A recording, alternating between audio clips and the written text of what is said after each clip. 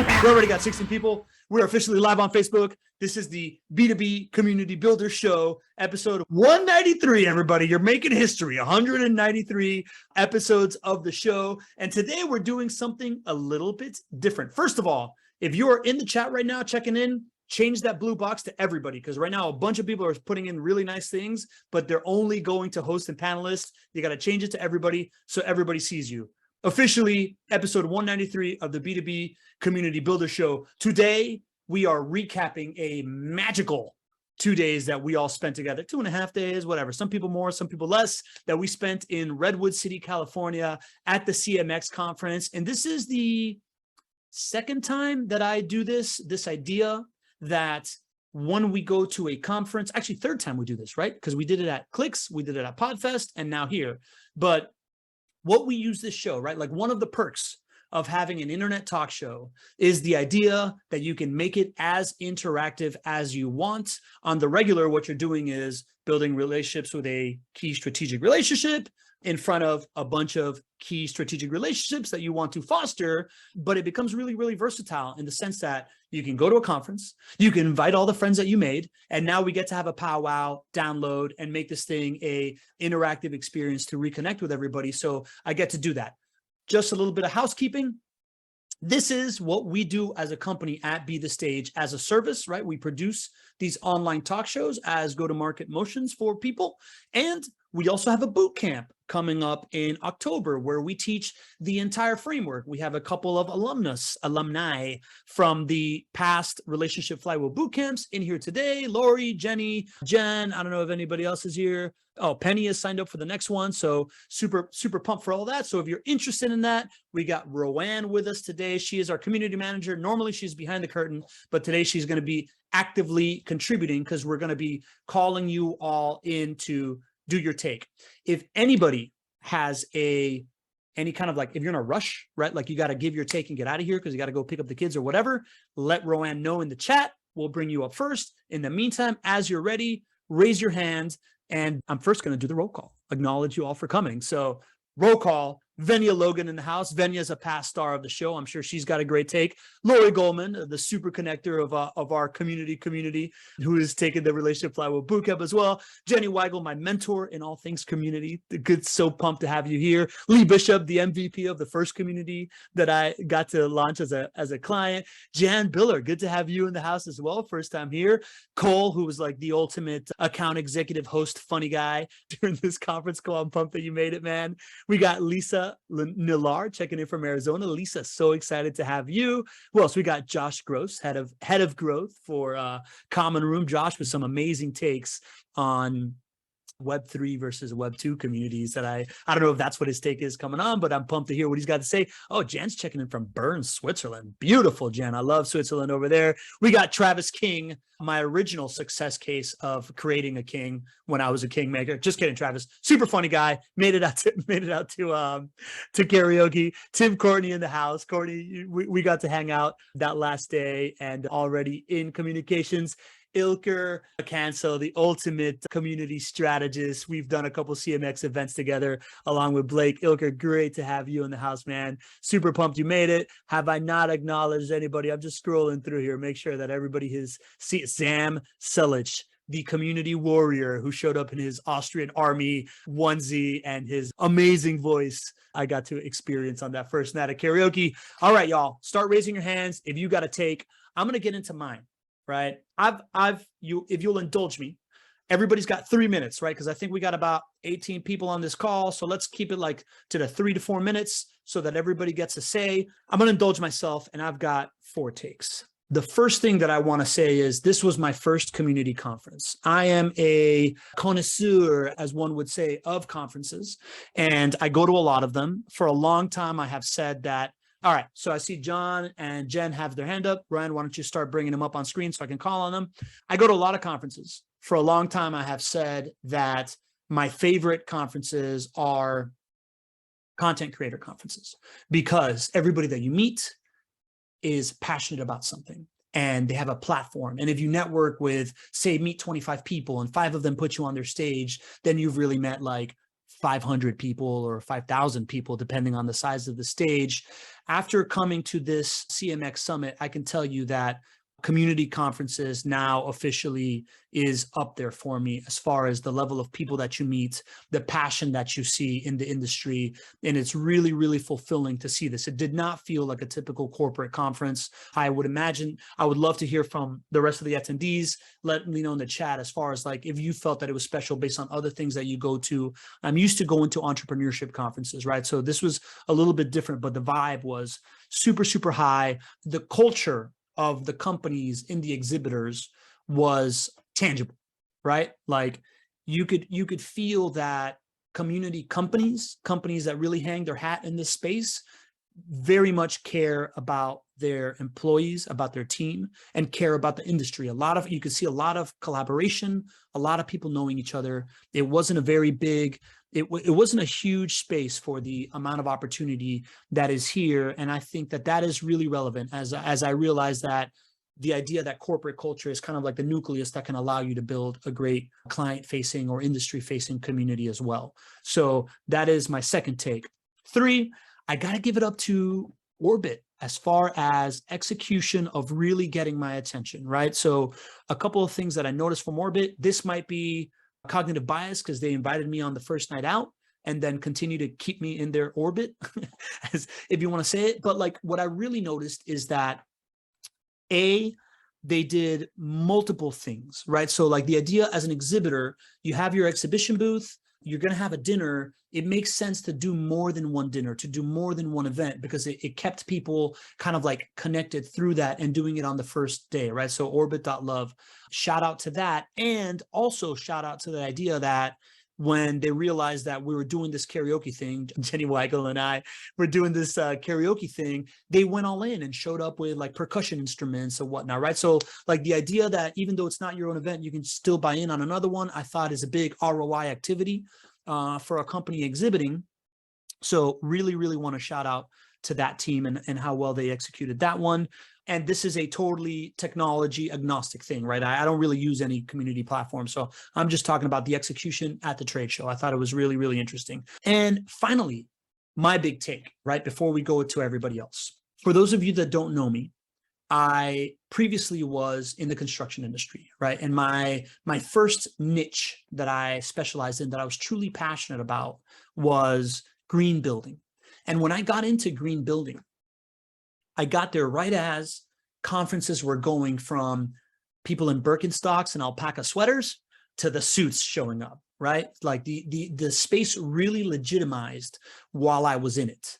And that reminds me a lot of, not that there was a lot of Birkenstocks and alpaca sweaters at this conference, even though we're in Northern California, it really reminds me of the nascent nature of how the community industry feels right now. It still feels like a really tight nucleus. Everybody knows each other. It is yet to really tip and become a 2,000, 3,000, 5,000, 40,000 person conference. But the thing that tipped for green building, right? And stop me if this feels familiar. Green building has a lot of benefits, right? One could call it best practices construction. It essentially means building something as efficiently as you can to operate with the fewest costs possible, to be as comfortable as possible and last as long as possible, right? So it's like best practices, kind of like what community feels like to us, right? The ultimate moat, the best way to acquire clients, the best way to ensure success, the best way to make the best product, right? It feels a lot like that.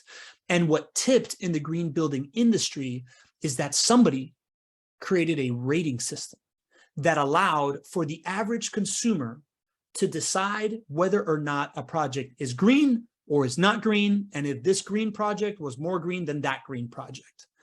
So my take right now, what I see as a giant opportunity in this space, and you know, if you're a big platform in this space, feel free to run with this thing, because I think it's going to be a big advantage if you can be the person that evangelizes this thing.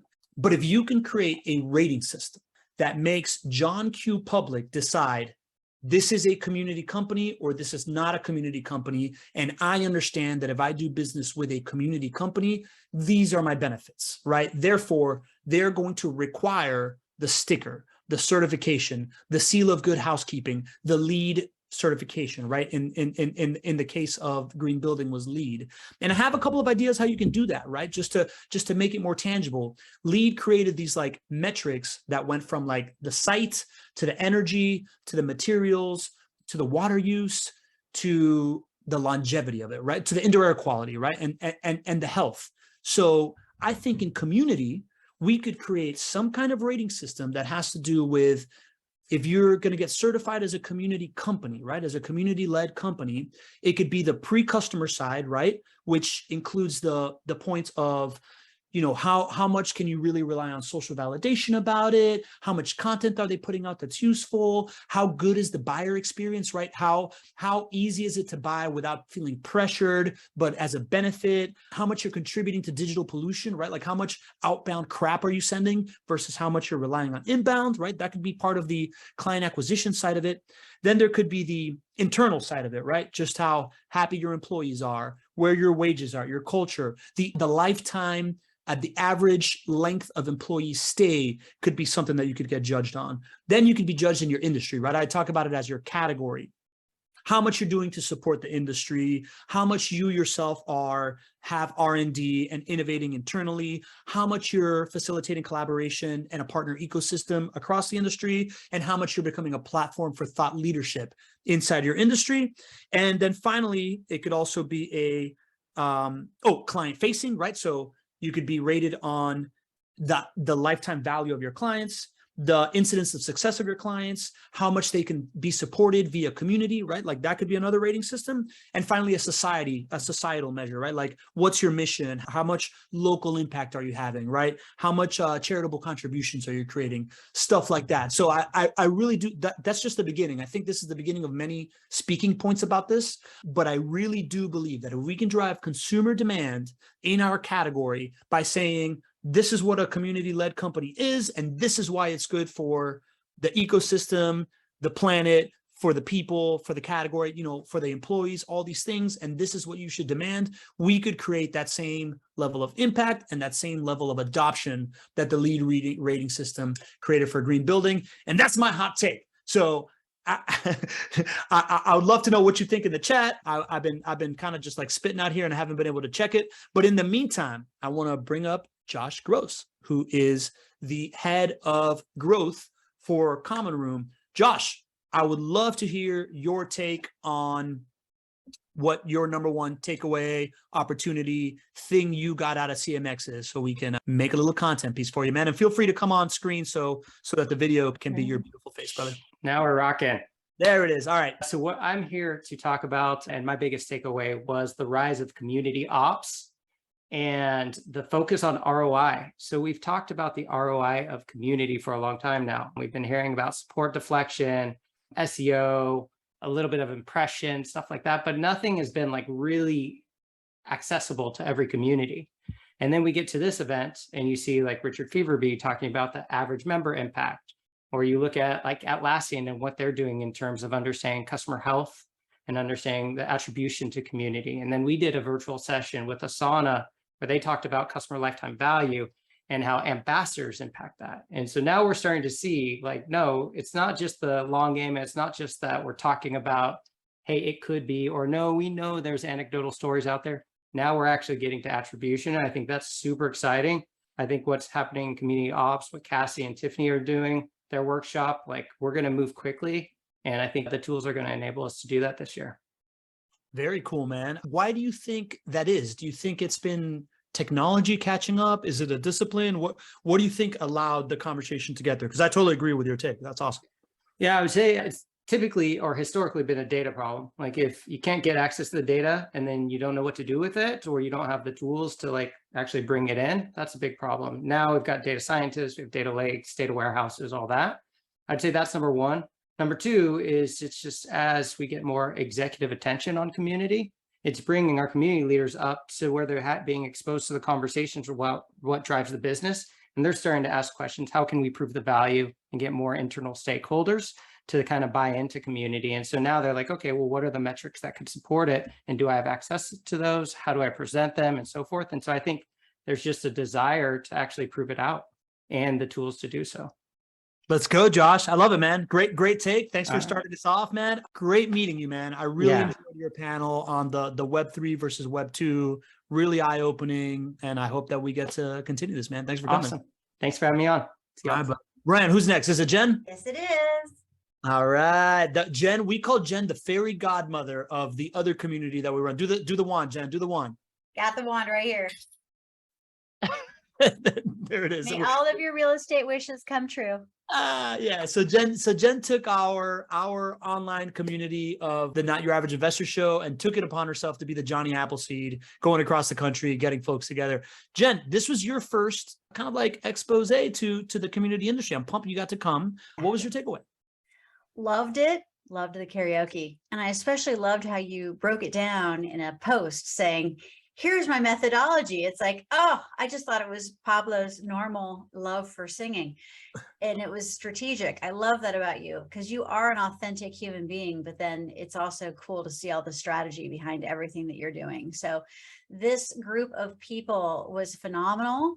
I would love to attend more because I was totally pumped up because I own a marketing agency and we tell the story of our clients and you guys are telling the story of the community. It's all storytelling. It's all bringing the tribe together. So how epic was that? And I'm so glad I went. Awesome. Jen, anything actionable, observation, opportunity that you see out there that you got from this or people that you met or something like that? There was so much. I mean, where do we begin, right? Building community is so important for every single brand because marketing is not a department, it's an attitude. And it requires internal marketing as well as external marketing. So whether the community is internally, the team itself of that business, or whether it's reaching out to the larger public, it's all super important. And every person I met was just super inspirational. So sorry, I'm not being very specific, but the whole thing was just amazing. All good. I think it's valuable as a outsider that just got dropped in there, and the idea that you can come away with such a favorable impression and be all in on it, I think is the mark of a industry that's on the rise, a good event, all these different things. Thanks for coming, Jen, as you always do. See you guys. All right. See ya. I think up next we got Tim Courtney. Tim, I know that you are in the middle of a strategic shift yourself, man. Why don't you tell us a little bit of what you're working on and what you took from the conference? Sure, absolutely. Thanks so much, Pablo. It was really great meeting you and getting to talk to you there at the event.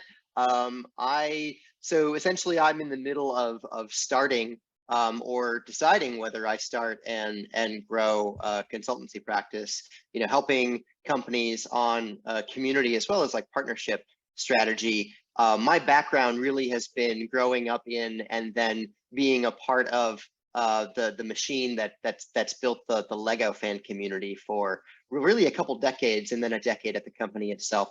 Crowdsourcing, open innovation, the Lego Ideas program, but moving forward, what I found is that I'm able to apply this discipline to a few other areas that I have like really strong personal interest. So jumping off from that, kind of crowdsourcing programs, into how do you help early stage tech companies, especially that are dealing with like micromobility or like future of cities. And my angle is less about the tech and more about the people. How do we make public space that serves people and how do we scale that? So those are the types of businesses that I'm working with. I'm also working with a handful of like early stage Web3 ventures, especially ones that are more like real world application and also have some crossover into micromobility. But so setting that aside, a couple of the takeaways from the event that I had, I want to give a huge shout out to Venia, who's also in line to give some comments here. Venia, I really enjoyed our chat and I also really enjoyed your panel. And the thing that I took away from, and I know that this merits like a lot more like exploration and a lot more nuance, but she said from stage, she said when talking about how do you bring inclusion into different community programs, and this idea that quote exclusivity breeds inclusivity. Instead of expanding programs or expanding, more and more, create affinity groups and then kind of subdivide and allow people to be in spaces among people who are like each other, and then also create bridges between groups of different people. And so that was really an unlock, I think, for me, because instead of trying to widen things as much as possible, it's really another way of talking about niches, right? Whether you're talking about diversity in terms of people, or whether you're talking about diversity of thought or interest, how can you build different affinity groups that are similar to each other and then bridge between groups that are slightly different? So that was super awesome. And I'm sure, Venia, you can add a lot more color to that. The one observation that I had, myself, aside from all of the other really great points that people had from stage and in the hallway conversation, is this idea that we're all talking about community around our product or around our service, or a community of practice in a discipline. And I at least didn't hear so much about people talking about what community means to an everyday person who's outside the industry. So when I'm not working, I also advocate in my local community in Oakland, California, and my focus is on safe streets. So I don't have a car, I ride a bike everywhere. I'm really happy when I see cities putting in actual concrete that slows cars down and protects me from someone in a car who's on their phone or just driving recklessly, right? And I want to figure out a way to scale that. And when you do that kind of work, you end up in contact with folks from your neighborhood and in some neighborhoods are like just incredibly diverse. And when you talk to people about the word community, they think it's their church, they think it's their school, they think it's folks that have been in their neighborhood for generations. And this community industry, we're almost reinventing community kind of from the top down, from this corporate perspective, when community has always existed and these connections have always existed. And so how are we sort of acknowledging that, honoring that, and facilitating empowering those communities with what we bring to the table? And then what are we doing to learn from local communities? And that's a part of the conversation that I thought, like, maybe that could be there next year, because I don't think it was there enough. Love it, dude. Love it. Great take, man. Couple of things that stood out to me. I'll go backwards. You and I come from similar backgrounds in how we got into this, right? I also got into it via economic development and looking for complete streets in cities and working on the type of stuff that you're working on as a city. And I think that my wife has a master's in urban design, and something that I've learned is that, like, the United States does not have a lot of public squares, right? Like, we're not incentivized. Like, Europe had the kings and queens and they built all these public spaces, and that's where people come together. So the need for public-private spaces and incentivizing developers to do that can push community forward. I think it's great. I love that we need to reverse engineer what we're doing for businesses into the public space as well. And finally, Venia is a genius, right? Like, what you just took away. Venia was on my show a couple of weeks ago. I think she's the last episode on my podcast. And that idea that exclusivity breeds inclusivity is a really powerful one that hit me too, man. Tim, really appreciate you coming on, man. Thanks for giving your take, buddy. And now Kaila. So Kaila came up to me after my speech, and I don't know if anybody's met Kaila. She has this like calming presence. I think I pulled her aside at one point. I was like, hey man, do you work on your energy? Because for whatever reason, whenever you talk to me, I just relax. And I find that a fascinating thing because I'm a chaotic person. So I'm just super pumped I connected with you, Kaila, and excited to hear your take. Hey, Pablo, thank you for saying that. I have to say, I don't think many people would say the same thing. If anything, I'm usually more energetic, but maybe it was like the balance, like I feel of you being energetic, that I took the opposite side of the spectrum and I was like calming us down. It was really great to meet you, watching you on your show. It's my first time here. Thank you for having me. I'm getting, again, just like a ton of inspiration of how much energy you bring towards the camera, and knowing that like that's the exact type of energy that I want to bring to like the calls that I'm on. There are two things that stood out to me from the time at CMX in California, which is now last week. It doesn't even feel that long ago. The section that I remember the most was with Laura Nessler, who is the VP of community at Reddit. And just to preface, I build community for the org externally, just helping us understand like some of our earliest users who build org charts, which are often team leaders, recruiters, people leaders, But at the core of my job, I take care of the org's internal team and like that community that we consider to be the ones who are like building the product and really getting to expand the brand. So for the external side, she said this, and I'll quote because it was so good. When you growth hack community with incentives, what you gain in volume, you lose in authenticity. And I found that for newsletters that I subscribe to or like marketing tactics, they'll say like, you know, hey, if you refer this to 50 of your friends, we'll give you like a free Theragun or headphones. And the incentives for why I should share anything with my friends has changed. And I just that like what she said to me, it really hit me. And the other quote she said about Reddit that made me deeply reflect on it for the org is she goes, Reddit is a digital manifestation of ideas. There are different ways people experience Reddit. And I just thought about that for like my own company at the org, thinking like, you know, to be part of a community, you have to realize like you've taken on an incredible role of knowing that everyone here is coming to the org for a different reason.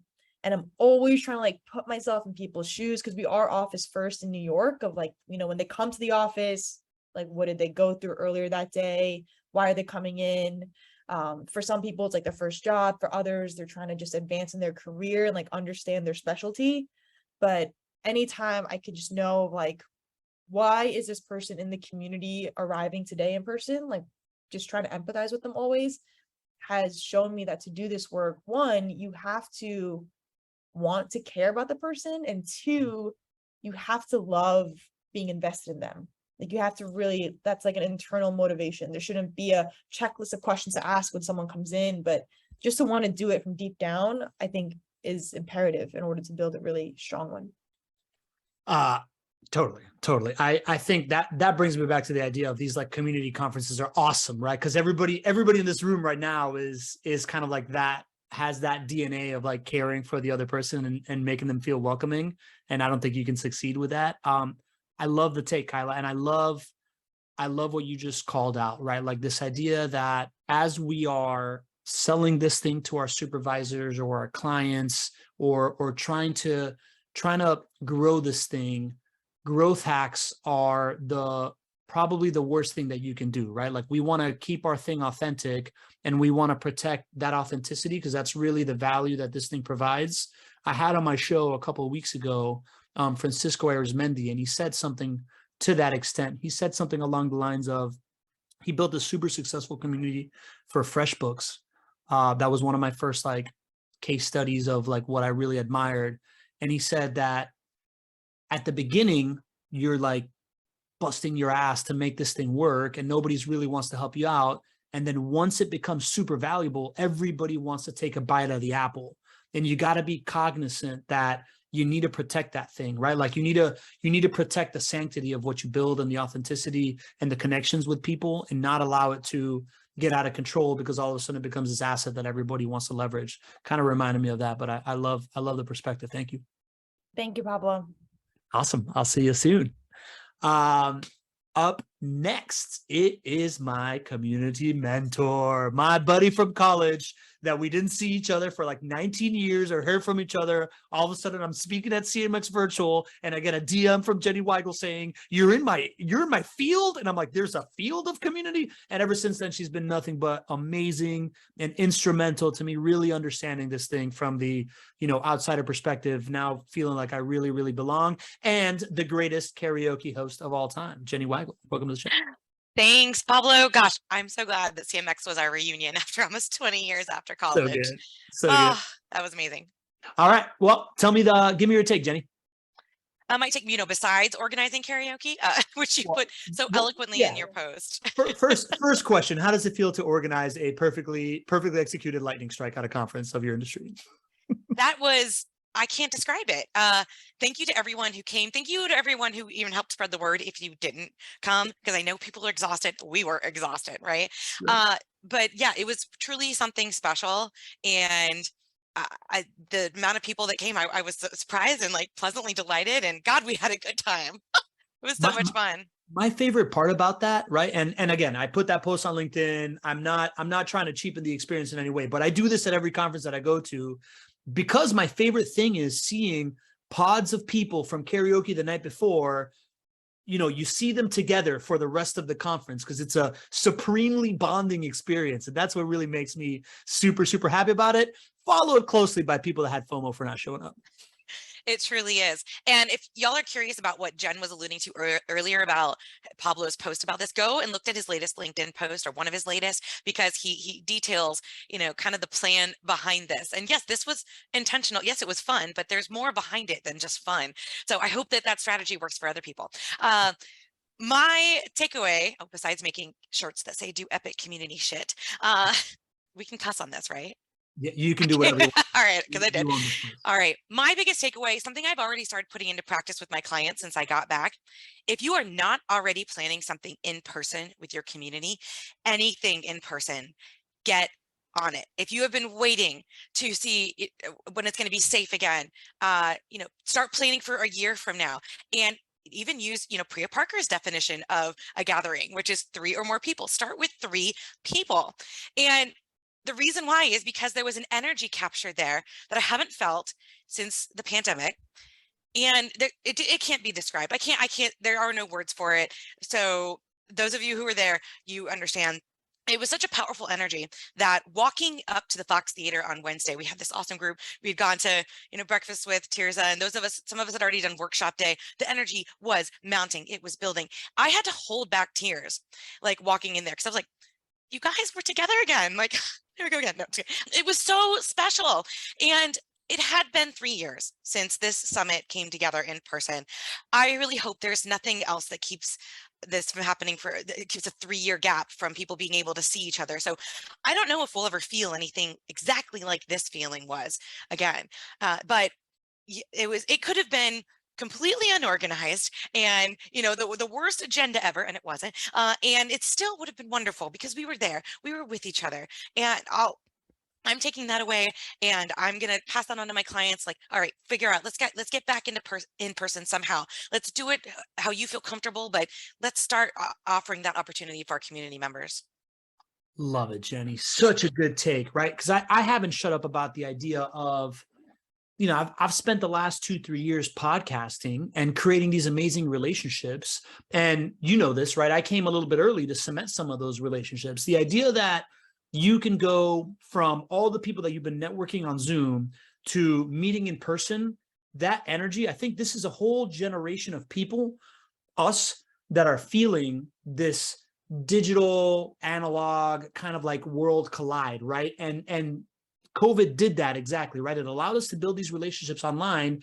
And now what we notice is that just because all we've done is talk on Zoom doesn't mean that we're not real friends, because the moment that we see each other in person, it's a really, really big chemistry. I have goosebumps talking about it, Jenny. I think you nailed it head on, right? Like, just minimum viable, get people together somewhere is how we started with the Not Your Average Investor Show community. It was Jen Filzen saying, hey, who wants to come to my house in Northern California? And now it's a thing. I totally agree. The move right now is throw up a flare, ask who wants to do a meetup, and go support it. That's genius. Yep. Carol Hink just said it best in the chat. The energy felt like a giant hug. Carol, yes. So with that, I'm giving virtual hugs to all of you who were there and weren't there. And this is great, Pablo. Let's keep it rolling. Thanks, Jenny. You are a giant walking hug. I love you, buddy. Speaking of relationships that we made online throughout the pandemic, and also my biggest regret from CMX is not getting to hang out in person with one of the relationships that I've been lucky enough to forge, and it is Ilker Akansel. Man, Ilker, I'm so butthurt that we didn't get to hang out, man. I blame myself for it, for just that being completely scatterbrained, but I'm really pumped to see you on here, and I would love to hear kind of how the experience went for you, man. Oh, well, I hope everybody can, hear and see me. Yeah, it's been wonderful, of course, to be part of it, even, from halfway around the world, so properly and literally like halfway. So it's put like a thread from San Francisco to the other side of the world. That's where I was pretty much. So, unfortunately, even though I had the opportunity to be there in person, I wasn't able to due to a number of reasons. But obviously, that's not, stopping me, from trying, next year, harder for that one. So, for those of you who haven't seen me at the event, I had the opportunity to be the MC for the virtual track, for the virtual stage, so to speak. And I had the opportunity, of course, to be a speaker as well, which was something that I was really, really looking forward to, like bucket list thing, since I've been involved with CMX since 2020. So, of course, with with Pablo, with Blake, and a few other people, we've all had some fantastic online events, and of course, Jenny, who's like one of my one of my greatest mentors and peers over here. It's so cool to see her here. So so my takeaway basically is a little bit different, of course, because I was the MC, so I was basically working throughout, and I wasn't able to see you. And this is absolutely like wholly unfortunate, Pablo, because I've been hearing so much about your session, and of course all the shenanigans at the at the karaoke and so forth. But yeah, because I was working, I was really unable to pay full attention to the actual things that were being said. But what I'm going to do is I'm going to turn this around and make this an opportunity, and I'm going to recommend a couple of sessions which I had the opportunity to see from one end to the other, because I just had to as part of my job, and it was an absolute pleasure as well. So on day one, one of the, of course, everything was just great. As Jenny was saying, it was a great, event, but even if it wasn't, it would have been great, but it was, so which is, this is getting really out of hand. But anyway, so this, the first session that's stood out for me on day one was with Yuri Lazaruk and George Gabriel from Facebook, and Yuri is from Code Control, and you probably know Yuri from, if you're in the industry. He's actually based in Ukraine, and that's probably enough said with some of the things that he's actually shared. But he shared some really harrowing, but at the same time, so inspiring and wonderful stories of how community actually helped the people in peril on the ground where something was happening. So this was a very interesting and very real, very dry take on a lot of the things and the power of community in the nicest sense of the word in that context. So that's one thing. There's another session that I want to highlight, but I'm going to leave it at the end because people may think that I'm actually sort of doing a bit of a shameless plug, which I will. On the second day, on the 15th, the session that stood out for me was from Sumeru Chatterjee, also known as Sumo. He's the co-founder of Komo.io. He talked about the rise of community-led growth, or how Shopify, Notion, and Gong unlocked community-led growth. He actually presented a fantastic 7 case studies, 3 use cases, and even a framework he called music, to identify and of course how to replicate the success of community-led companies, which was really, really fitting, because on the same day of that particular day 2, Adobe announced that they were actually buying Figma for $20 billion. So basically that was the case, and of course, there was another interesting session on day 2, which was by Jared Robin. It started with It's a Vibe, which is really, really fun. I hope they don't cut that out for copyright purposes, but he actually had a very, very interesting take on his account on how he actually started a community out of being unemployed and struck by COVID. Finally, Taylor is one of my favorite community builders out there. She's the head of community at Groove, which I'm also a customer of. So she talked about, marrying community with product. And finally, of course, we had a wonderful session with Morgan Wood from Hivebright and Melissa Kilby from Girl Up about, of course, increasing the visibility of women in community in a session called Don't Settle for a Seat at the Table, Build Your Own Table. Those are my highlights. If anybody's really wondering about what I talked about, this is just for the benefit of people wanting to get into community consultancy, which we all are. Of course, Pablo, of course, Jenny. And Jenny has kindly said that this is the first ever session she ever heard about community consultancy. That's what I talked about, basically, how you can get into it. That's something that if that's something really looking for, definitely just, watch the session. Always, feel free to connect with me on LinkedIn. I'll share whatever I know, just like Pablo. And finally, again, the shameless plug is with Todd Nielsen on day 1. he talked about talent communities. The reason why it's a shameless plug is because it's a framework that we actually constructed with Todd together. We think that talent communities are a little bit underserved in the industry. So definitely, if this is something that you're really interested in, we put up a really good session that is completely focused on this. These are the things that I'm recommending. Again, the videos are going to be out in about a couple of months, probably on CMX's YouTube channel. So go for it. And thanks, Pablo, for inviting me today. Ilker, awesome summary, man. Like totally over delivered. The idea that we had somebody recap the virtual sessions is super valuable for those of us that were there, man. So really appreciate you. And listen, man, I completely agree. I think this whole field of community consultancy, it's new. It's clearly got some tailwinds, and making it as good as possible. There's going to be a lot of opportunity for all of us there. So I love that you're championing that, man. Thank you for your service, sir. And great shout out to Yuri, man. That guy, talk about a warm hug, man. That guy's the best. So, all right. Up next might be the funniest guy I met over the last 3 days. He is comes up to me, taps me on the back because I'm wearing my King Maker jacket. He's like, "Hey man, you made me. I'm a king. My last name is King." And at first I thought he was the camera guy. And then I realized it's Travis. Travis, man, come on. Also rocked karaoke the second I met. Travis, good to see you, man. Want to share with us your biggest takeaways? Yeah, thanks for having me, Pablo. I was wondering if you're my dad, would that make Jenny my mom in this case, or? It's a little weird. I'm 100% okay with it. Either way, but what a great event. This has been my fourth that I've been to. The vibe was even better than the last time before the lockdown. A lot less corporate, a lot more community. So I loved what I was seeing. I think my takeaway, going back to Laura Nessler from Reddit, she said that not all work is valuable. And that just speaks to me. Because I've seen in my 15 years of building communities and helping clients build communities that you're often asked to do things or deliver things that might not be the most valuable. And what happens is your business as usual, your BAU, gets bogged down more and more and more to the point where you're doing business as only. So you got nothing really to show for it because you're just filling these emergent things that have been given to you. And I think this was particularly important now. I think as some of us in the tech sector are sort of coming out of that pre-pandemic high, we're going into a bit of a slump now. We're seeing a lot more redundancies.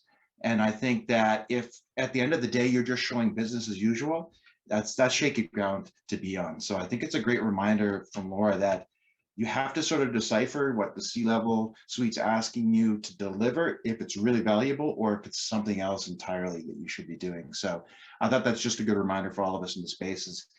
Really look at your BAU every quarter, every year if you can, and think, is anybody reading these reports? Does anybody care about this? And then if they're not, cut it out. Quiet quitting. I was quiet quitting before quiet quitting was cool. So, relook at things. Don't be afraid to let a report slide for a month and see if anybody notices. If they don't, hey, it's just all work is not valuable. So cut it out. Thank you for a brand new acronym in my life. BAU, business as usual. Travis, the OG of quiet quitting. Super great take, man. Listen, I think that's going to be more and more important for everybody, right? As community becomes much more legit, much more respected, more and more people are going to want a piece of it. You are going to be more and more at risk of busy work and pleasing everybody, right? If it's anything like being in marketing, it's going to start, people are going to start using you to like do these different things that they can do themselves. And you're really going to have to kind of like name your priorities and understand what you're really up to and get some clarity. I love it, man. Great take. Thanks. And go Canada, buddy. Thanks. Good on you. All right. We are rushing Carol Hink up to the stage. Carol and I met on the last day as well. By the way, if anybody has like a time constraint and you got to go a little sooner than the actual queue that Roanne is doing, we're here to please. So we can bring you on. Carol and I had an awesome conversation about how she was in the Coast Guard and, she was local there. And it was really, really, really cool. Carol, I love your energy after having met you at the Common Room event and then getting to know you a little bit better that last day. Sorry you didn't get to make karaoke the second night, but I think you made the right choice. You had to go support your husband. I get it. What's your big take? Hey, Pablo. So fantastic to meet you too, and so many others. I got to meet Jenny as well, and people from Common Room and Orbit, and like I think the other Jenny said, the energy was just off the hook. The energy was, I just felt like I was hugged for 2 days. It was just, and I think even the people at Vesta's restaurant, which is, I live local, so I frequent there, they said, Carol, we have never hosted a group that was this nice and fun. And they host lots of Silicon Valley groups. And I said, I'm not shocked. I said, here you are, you have a community of people that their job and their heart space is all about inclusive, building community. So that just said it all, I thought. But I think my biggest takeaway, there's so many, but my biggest takeaway has to be David Segal from the CEO of Meetup. I've been in marketing communications my whole career at small to medium-sized businesses. So we always have to have the hat on for community, hat on social media. I'm used to wearing all these different hats, and how you're building community within the organization all the time, internally and externally for PR and all of that. And so right now, with what's going on between the pandemic and everybody feeling isolated, it was not an aha moment as much as it was an absolute stamp on exactly what everybody's feeling. And he said that the reason that Meetup started, he told the origin story, was because of 9/11, and I'm born and raised from Brooklyn, so that also has a special place in my heart. So he said 9/11, the founder, everybody is just can't reach each other. There's no phones, you can't reach, there's rubble, there's just chaos. And he doesn't know his neighbors. He's lived there for a long time. He doesn't know his neighbors. And how are we going to connect? How are we going to reach out? So that was the impetus to start this meetup.com, so that why are we strangers? We should be able to connect. And I feel that every single, would you say, crisis, that there is an opportunity for us to just leap year ahead of next evolution for us as humans, and how we interact, how we treat each other. And I think that's what the pandemic has done as well. So, because they listed the top 10 of things that why Meetup exists, what people are looking for. And number 10, they're in there because they're lonely. And that's what you hear now about the pandemic. There is this epidemic of loneliness, how much people are just starving for connection. And, there's never been I think a bigger time than for community builders to be able to make this such a forefront of the evolution of the workplace. Because right now, I started a new business, and so my whole mindset is about how can we jump ahead and create a new future of work, which is inclusive, which is building community. And so I'm still reeling. I'm looking forward to getting all the links to be able to watch all these panels again. But and I can't wait to read his book. So I've got his book, as many of us did, and I can't wait for that. Beautiful, Carol. Beautiful. That reminds me of just FYI, everybody. I think Cole and Sam got somewhere to be in 10 minutes. So we're gonna leapfrog Venia for a second and let them give their takes. But really reminds me, as Ryan's bringing them on, really reminds me of the first time that you just put me in the space of, like, the first time that I really felt community was in Miami after Hurricane Andrew.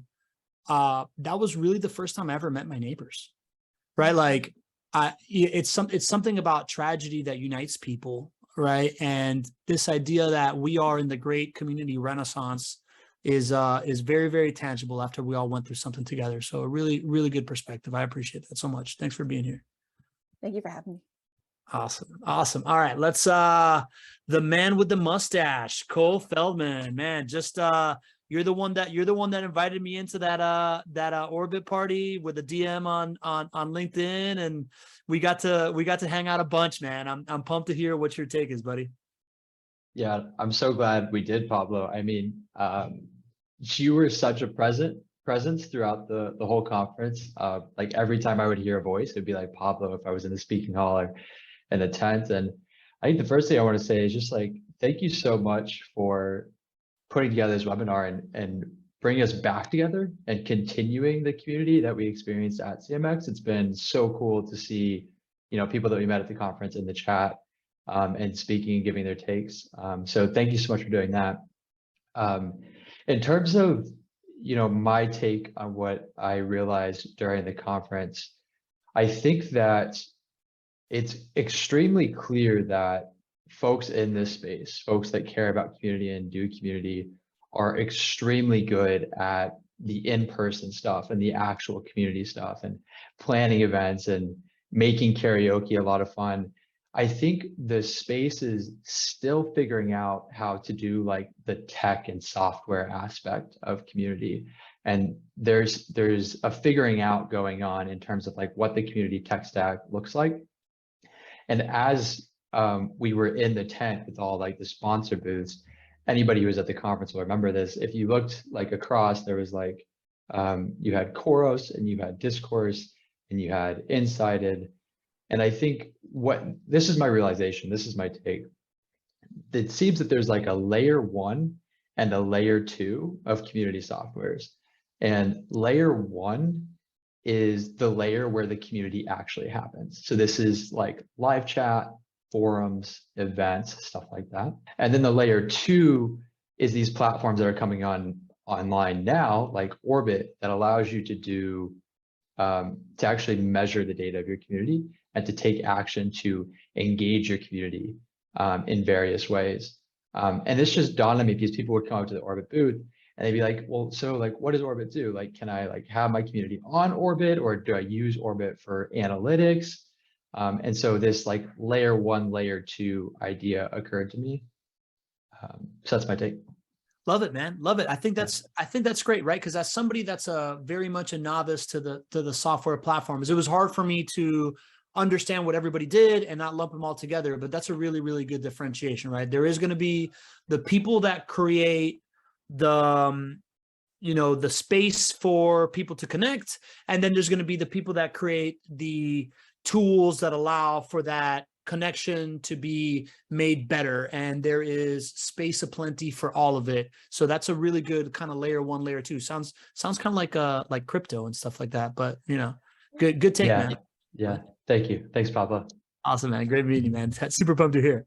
Good luck on your next meeting, man. All right. Thank you. Sam Zelik, who the moment you see Sam, it's clear that he's from New York because he dresses super cool and he's always got this like hat going on and he's got that gritty attitude, man. Sam, it was so good to connect with you, man. So I want to hear your take, buddy. Very glad to be here. Thank you so much. Short time fan and first time caller. But Pablo, I mean, my big takeaway, really, I just wanted to come here and share gratitude because your talk was really a highlight for me. I even brought it into a couple of meetings today. The pull quote for me was that nobody wants to attend a webinar, they want to go to an internet talk show. And to me, that is so essential to what the work is that I'm trying to do at Squarespace. I love Squarespace. It's a beautiful product. It's a wonderful company. If you've ever used it, that's actually something that people kept saying to me over the course of the week. Oh, I love Squarespace. It's a great product. But because we're such an established brand, we have a lot of these sort of established processes that I think need a lot of updating. And I sort of knew that being an events person, and I specialize in events, that there was something that just needed to be updated. I wasn't exactly sure what it was. And your talk gave me exactly the language I needed to bring back to my team.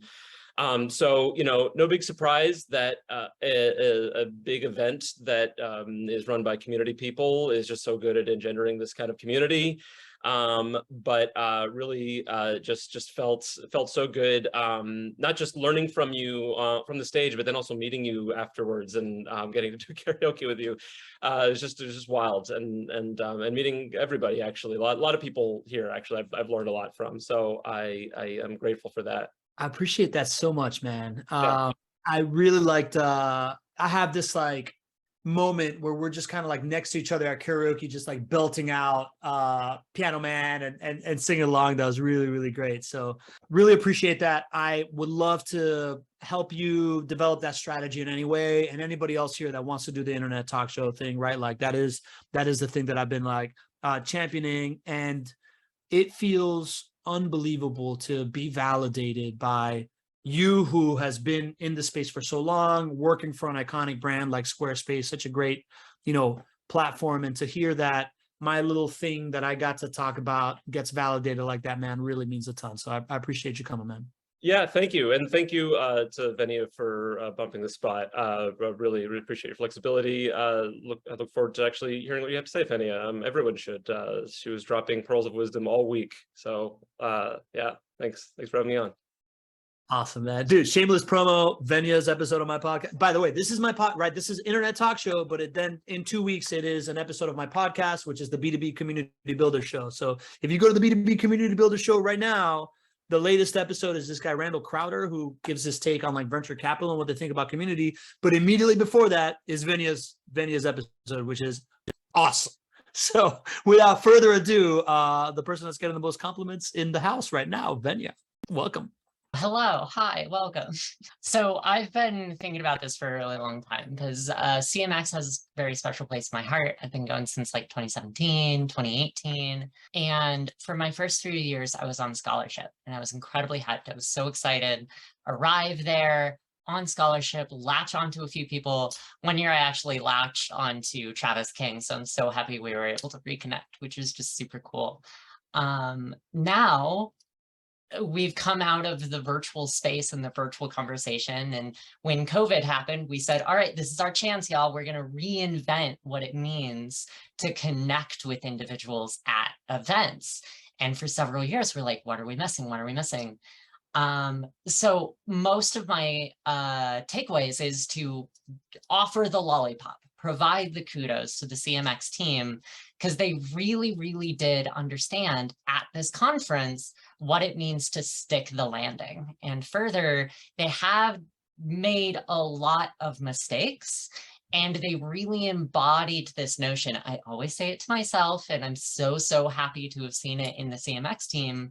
Plan big and progress small, because mistakes make better iterative plans. And that's exactly what they did at this conference. And once we were on the ground, that sense of camaraderie, we've already heard it from everyone, it just hits different, it just hits right to the core of who we are as humans, who we are as people. And I think that this CMX is really going to become a big case study for what it means to have events in an analog and virtual world put together. So that's my big takeaway. I do have a few others as well. I am super hyped about this because co-opetition is a word now.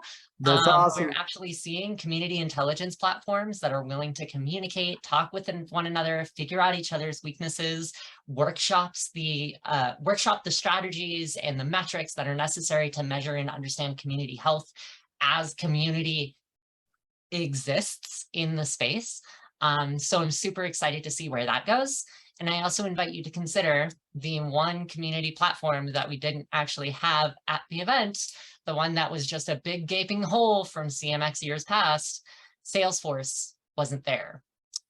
I think that says a lot for the progress and the development and the movement of the virtual world during COVID.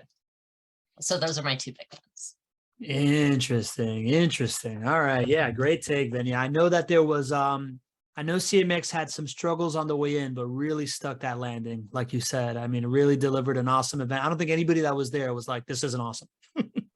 So kudos to the team. Just incredible. So every Monday after my show, we go into our relationship-driven growth strategy sessions. Is there anybody else that has to share a take yet? Oh, I think Lori's going to share a take. So once we're done sharing takes, we're just going to go into the strategy session where I've got some observations and overall business and strategy and whatnot, and we kind of discuss, or if anybody has a question, we go into that. But I think up next is one of my favorite people. She is the super connector of community who just keeps on introducing me to amazing people, always so giving, so great to be around. Lori Goldman. I'm excited to hear what your take is on this. Thank you. My head is exploding. I want to talk about the zeitgeist of the event. This is going to be a little redundant for Venia because we started talking about it this morning. I felt that the event itself was an in real life Venn diagram. I saw so much overlapping of so many different people, of so many different cultures, of so many different industries, and it was amazing. I also like the fact that people did what's called the Pac-Man model. And what that is when you are in a group, you make sure that you have a not entirely closed circle, that you have a triangle so someone can feel like, hey, it's okay to come on in.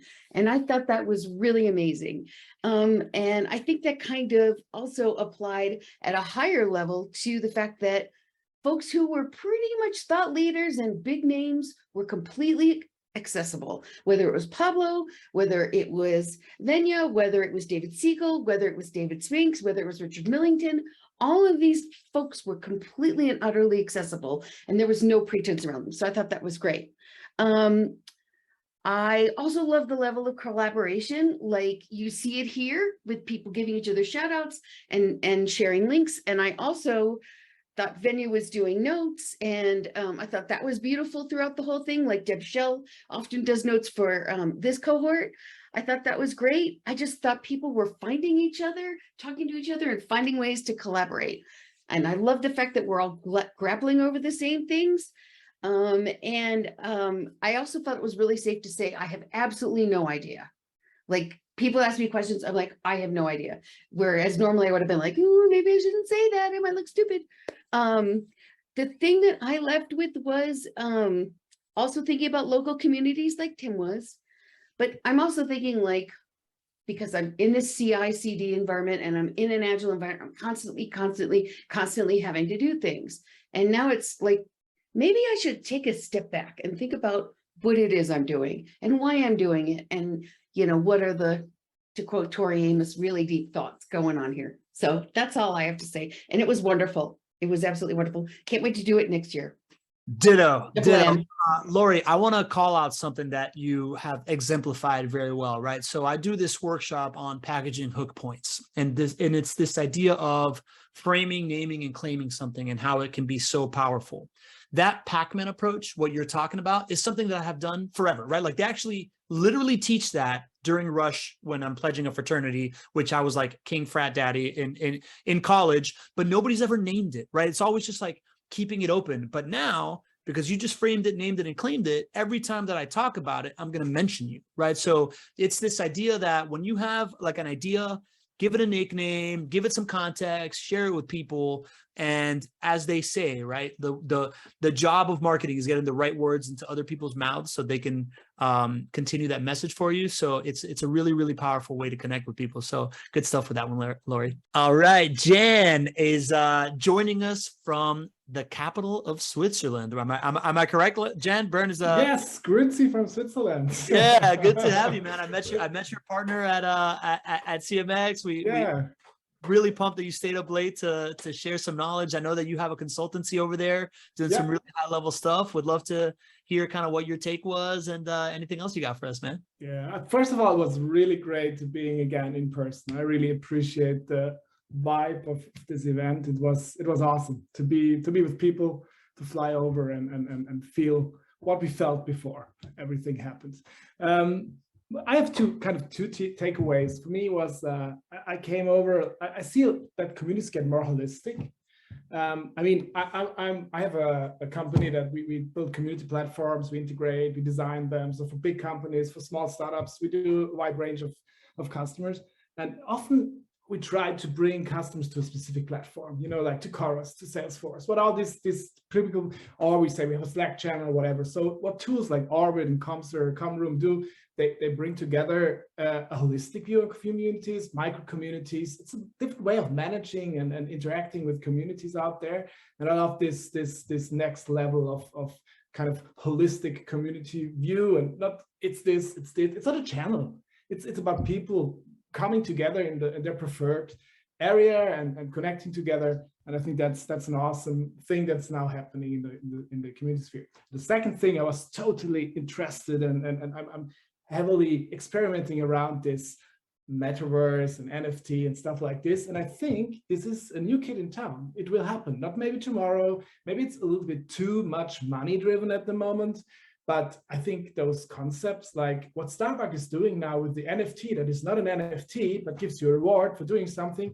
I mean, this can happen in the community, give you some value for what you created, what the badges are an NFT. You can take it, you can go outside, you can show it. I mean, we're just currently working with an ice hockey team, saying, giving them the NFTs, they can show it, they go to the VIP section. I mean, this is so much from online, offline, it's giving value. DAOs, I mean, this is the perfect example of communities owned by the community. And the metaverse, I mean, these creator communities, the creators I saw, I wasn't aware that there's so many cool things out there already. So I have to go there.